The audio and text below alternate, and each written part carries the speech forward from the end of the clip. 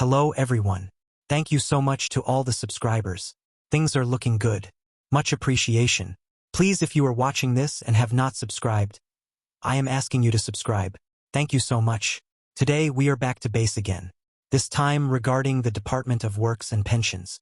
To everyone who is working, whether the job is great or not, I ask you to hold that job with both hands. Yes, hold that job with much gratitude. The Department of Works and Pensions has not moved up a notch on the way it treats its clients, also known as the unemployed. A lot of people would give anything to be given the opportunity to work again, the opportunity to be independent again. However, some are so ill and may never work again. Some are working hard in getting some kind of job.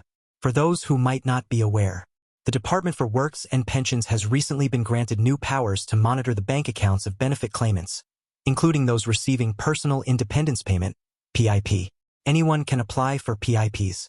That's including people who are in full-time employment. You will go through assessment whilst hoping and praying that the person assessing you has some empathy, compassion, and understanding of your illness. Here are some of the key points that has brought up snooping in claimants' bank accounts. Apparently the aim is to combat benefit fraud by ensuring that claimants are not hiding significant savings or other financial resources that would disqualify them from receiving benefits. These checks are not random. The DWP can only inspect bank accounts if there is suspicion of fraud. These means that if a claimant's financial situation raises red flags, such as unexplained large deposits, the DWP can request access to their bank details. One might argue, how did they work out that large deposits have been deposited into the account? It is apparent that they have been looking at claimants' accounts in conjunction with the banks. Otherwise, how would they know the activity in your account? There has been significant debate about the privacy implications of these checks. Critics argue that this level of surveillance could be invasive and may lead to wrongful accusations. Another cruel trick that they use is that they will threaten that if you do not supply them with bank statements for up to 3 months or so, they will stop payments. Treating people who are already run down this way is very cruel indeed, and quite frankly draconic. The department is unintentionally abusing broken people. It is so detrimental to people who suffer from anxiety, OCD, mood disorders, depression, post-traumatic stress, psychotic disorders. This kind of treatment of fellow nationals is outrageous. Totally bonkers. It makes one wonder what sort of criteria they use as a qualification for working in the Department of Works and Pensions. They look totally so detached from people's pain and suffering. I have spoken to people who are diagnosed with terminal illness such as cancer. Some have passed without ever been offered PIPs. People are looked as a number when it comes to DWP. How about this? The Prime Minister Kier Starmer had to be prompted to repay the £6,000 he received as gifts. The DWP should be looking at his bank account too. Please let us take a listen to Richard. He is talking about PIPs. The first title today comes from the Manchester Evening News, which states the DWP new PIP update proposals to switch cash payments for vouchers. It's a bit of a swear word, guys. See, it chokes there. A bit of a swear word. No one seems to like the word vouchers, and to be completely honest, they've got every right to be a bit annoyed by it.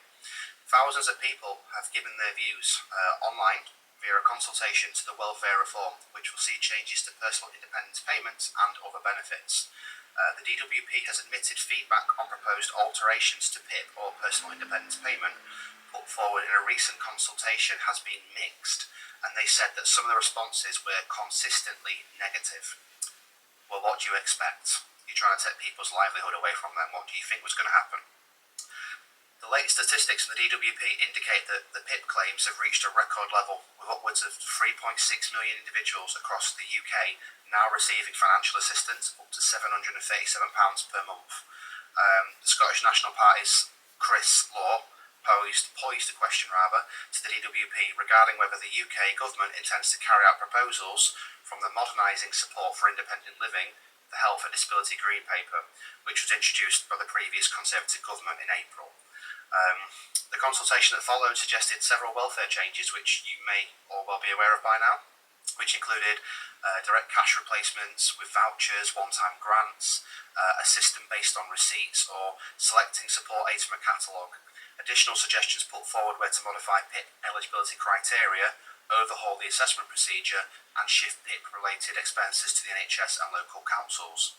one of the biggest things that came from that was the idea to ensure that people who claim PIP for mental health, for example, that ranges from depression, anxiety, to severe mental health conditions, they wouldn't be able to actually claim PIP any longer.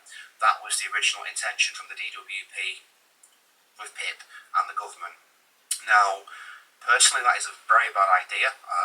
There's a lot of people out there who do suffer mentally, and they are very unwell, and it does affect their daily living as well as their mobility. There's no difference to somebody who claims PIP and mental health, for example, to those who require a wheelchair due to a spinal condition. At the end of the day, mental health is a massive, important segment, shall we say, with this, and to remove the people that currently claim PIP for that would be effectively an unaliving sentence. It's not acceptable, and personally I think it would breach a lot of laws that the government will try and shift by. Anyway, we digress. So 16,000 people were asked. Their responses were collected during a 12-week consultation period, which concluded on July the 22nd this year. He went on to say, Scottish National Party individual, say that the depth of the previous government's proposals were bad.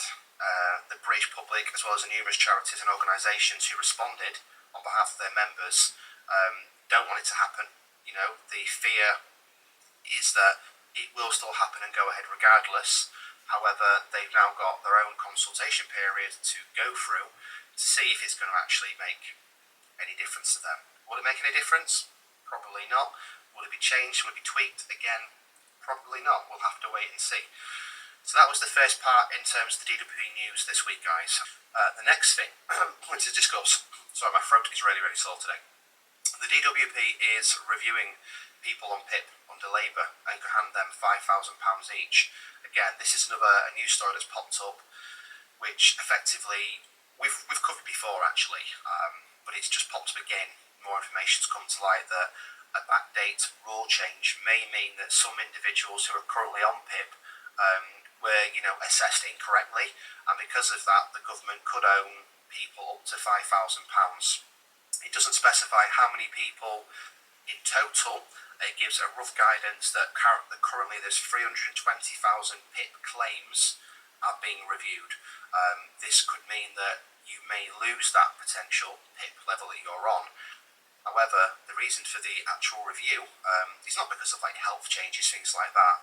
It's simply because the rule has changed, meaning an assessment criteria has had to be tweaked slightly. And because of it, some people who have claimed PIP in the past may have been short 2 or 3 points, which means they could have got the standard rate to the enhanced rate.